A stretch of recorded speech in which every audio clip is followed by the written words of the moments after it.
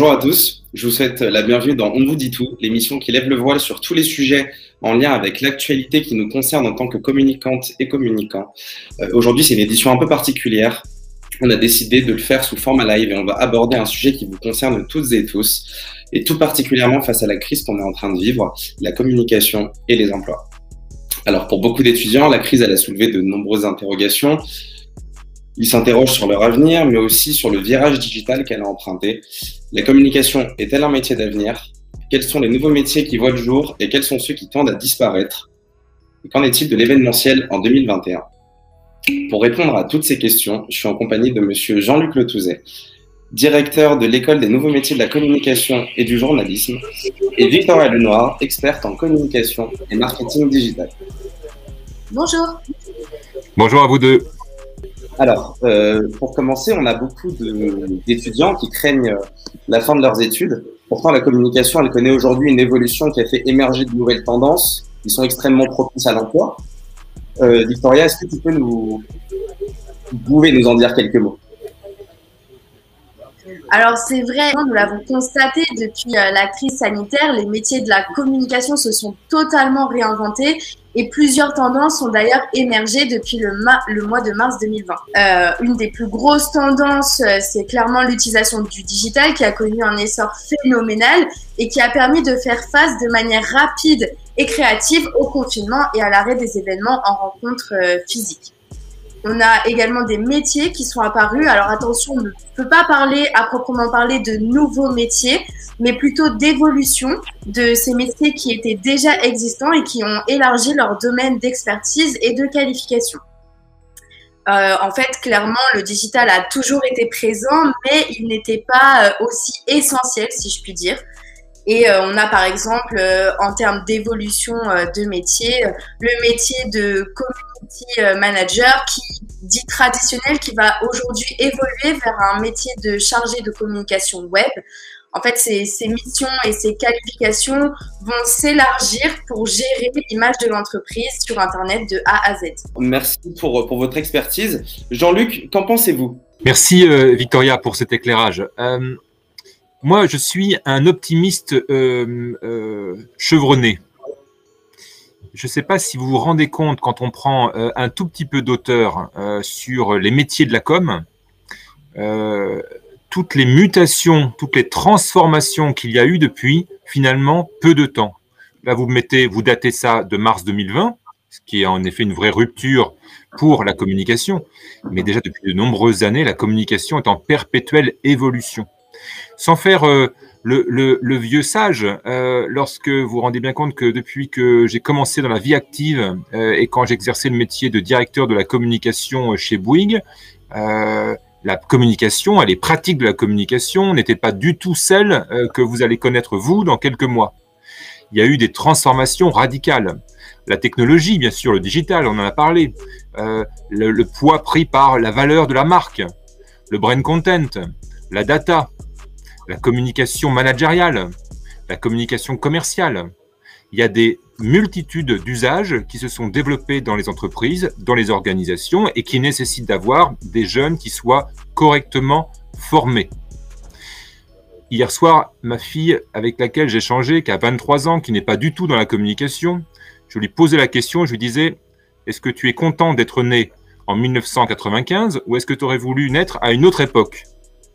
Et elle m'a dit, j'aurais voulu naître à ton époque à toi, donc moi je suis né en 1967, parce que tu as connu plein de révolutions technologiques.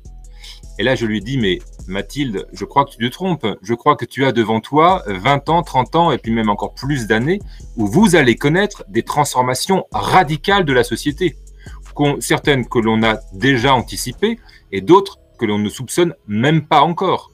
Et donc toutes ces évolutions vont avoir un vrai impact sur votre métier de communicante et de communicant. Aujourd'hui, on vous forme et on vous transmet des compétences. Je peux vous assurer que dans 5 ans, ces compétences, elles seront toujours utiles, mais il y en aura plein de nouvelles sur lesquelles vous devrez impérativement vous former tout au long de votre parcours. Donc, vous avez une chance de dingue. Nonobstant le contexte économique, c'est que vous êtes dans un métier, la communication, qui est d'une variété incroyable, et je peux vous assurer que ça va encore continuer à se transformer. Donc, Par contre, vigilance, soyez toujours dans l'action et toujours en formation et en ouverture d'esprit. Merci Jean-Luc. Je rebondis directement sur ce que vous venez de dire. On a une question qui arrive dans le chat et on passe justement à notre minute question. Alors, la question est la suivante. Comment l'école s'adapte à l'évolution des métiers? Jean-Luc, c'est à vous. En fait, nous, en tout cas, moi, c'est le message que je passe à toutes les équipes de l'école et des intervenants, c'est d'être en veille permanente. Nous n'avons pas le droit de nous reposer sur nos lauriers, entre guillemets. Oui, mais ça fait 6 ans que je dirige l'ICP. Si on n'avait rien fait bouger au sein de l'ICP, aujourd'hui, il y aurait un seul master de communication qui serait la communication digitale. En l'occurrence, c'est le vôtre.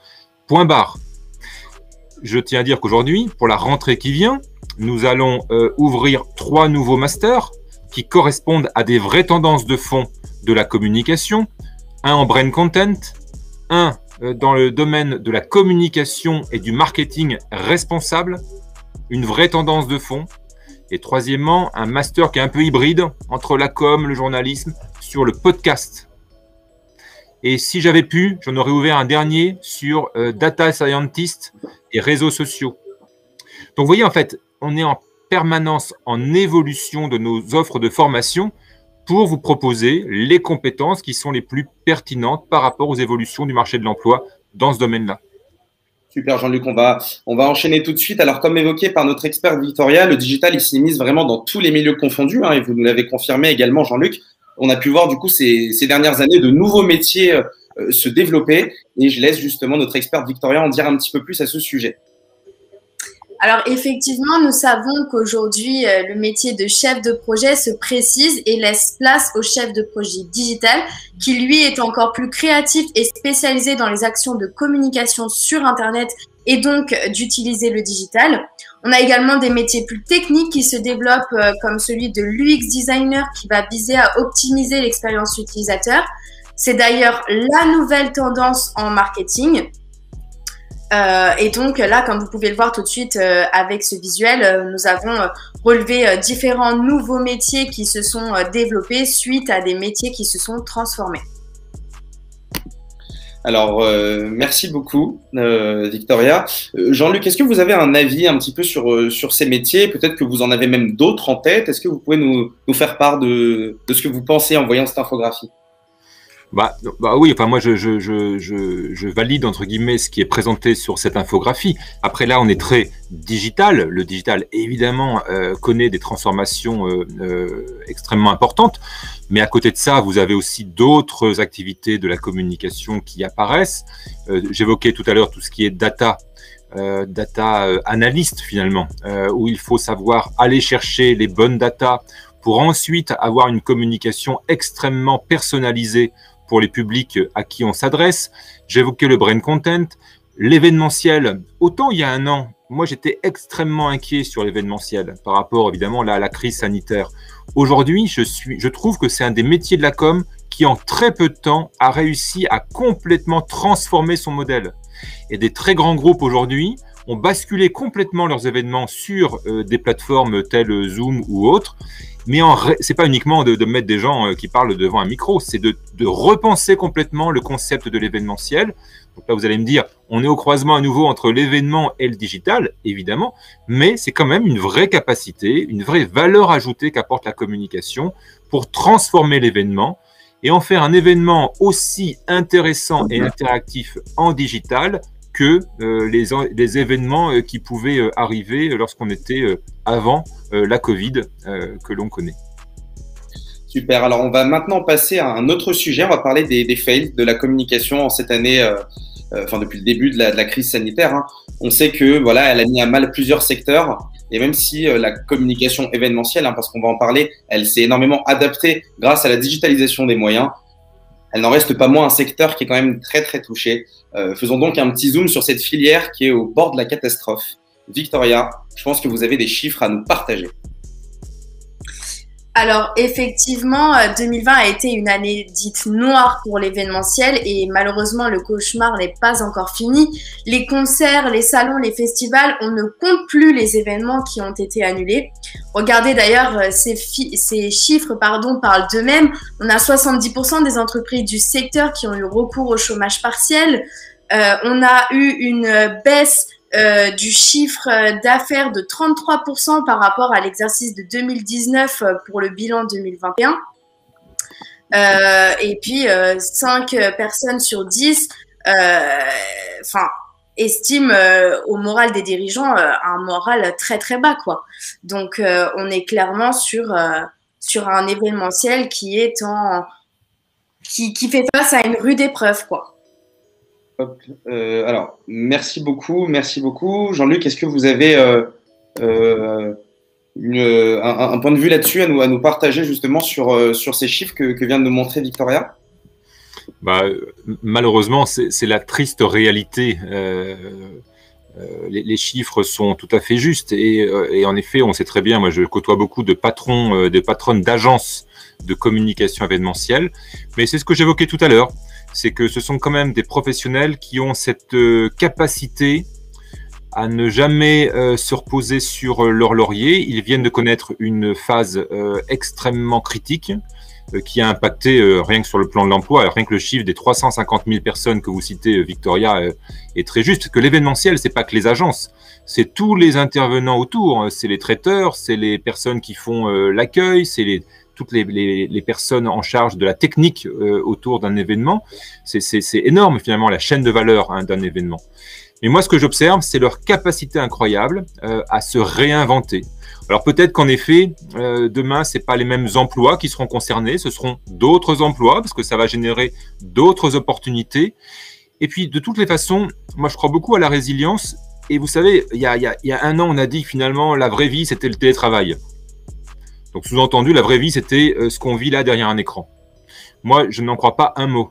Et je pense que dans toute chose, il faut toujours être mesuré. C'est jamais blanc, c'est jamais noir, c'est souvent au milieu.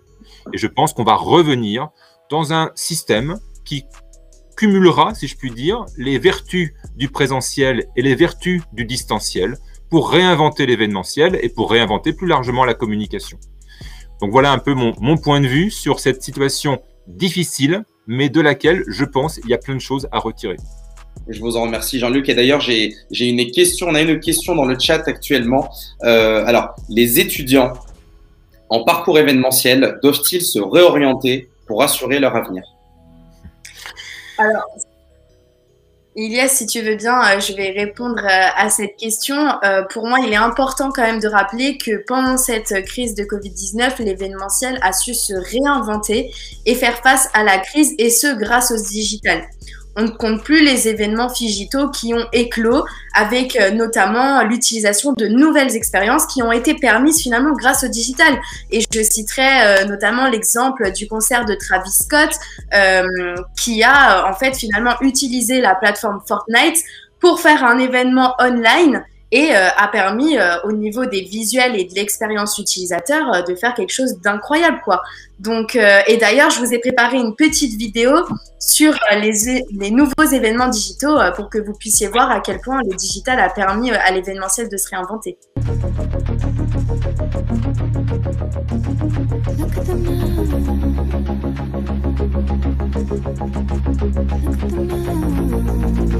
Take a closer look. Study the raindrops on the leaves. Study the ants on the ground. Study the ground, the brown, porous topsoil, its softness, the mushrooms, and the strange blue flowers that grow near them. Study this and ask yourself, where is God? Back and forth and round and up, avoiding the loops of the mind. This place doesn't know. This place doesn't care. Alors, on espère que cette petite vidéo vous a plu, vous aura montré un petit peu aussi un avant-goût de cette évolution-là. Alors, il me semble qu'on n'a pas de questions supplémentaires dans le chat. J'aimerais savoir, Jean-Luc, j'aimerais vous poser moi, une question directement. Qu'est-ce qu'un bon communicant en 2022? Un bon communicant ou une bonne communicante. En fait, vous voyez, vous avez tout dit dans la vidéo qu'on vient de voir. Qu'est-ce qu'elle montre? Et je vais répondre à votre question. Elle montre que un secteur d'activité a réussi à se réinventer totalement, que la techno est omniprésente et qu'à partir du moment où vous arrivez à être agile, curieux, créatif, vous vous en sortirez toujours.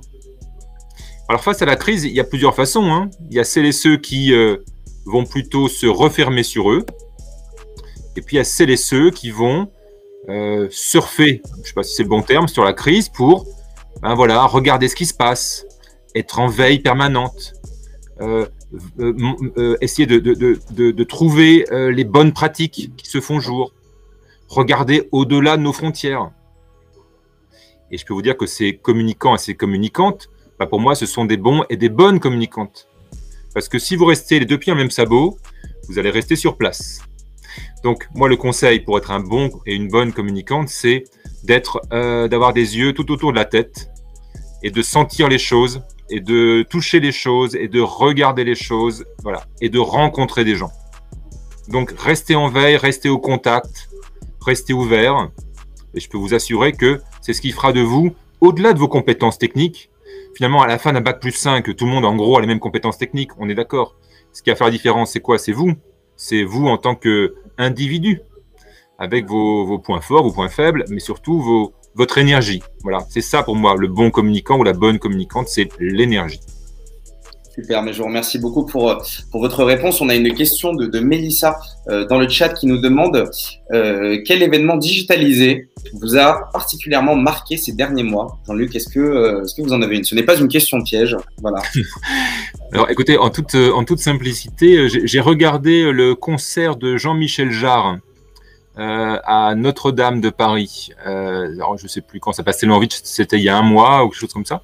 Bon, j'avoue que moi, en tant que à la fois amateur de Jean-Michel Jarre, je ne sais pas si ça vous parle beaucoup la référence Jean-Michel Jarre qui est plutôt datée, mais bref, moi j'ai beaucoup aimé. Et Jean-Michel Jarre, il réussit là aussi à se réinventer en se mettant en situation dans Notre-Dame, lieu symbolique et lui aussi fortement touché il y a quelques mois.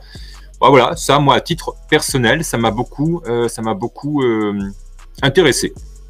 Super. Je vous remercie de ce petit retour, ce petit partage d'expérience. Jean-Luc, il est 10h50 et c'est déjà avec grand regret que je vous annonce la fin de ce live. Alors, c'est un véritable plaisir de vous avoir avec nous aujourd'hui. Merci Victoria, merci Jean-Luc d'avoir participé, d'avoir accepté notre invitation pour cet échange sur la communication et les emplois.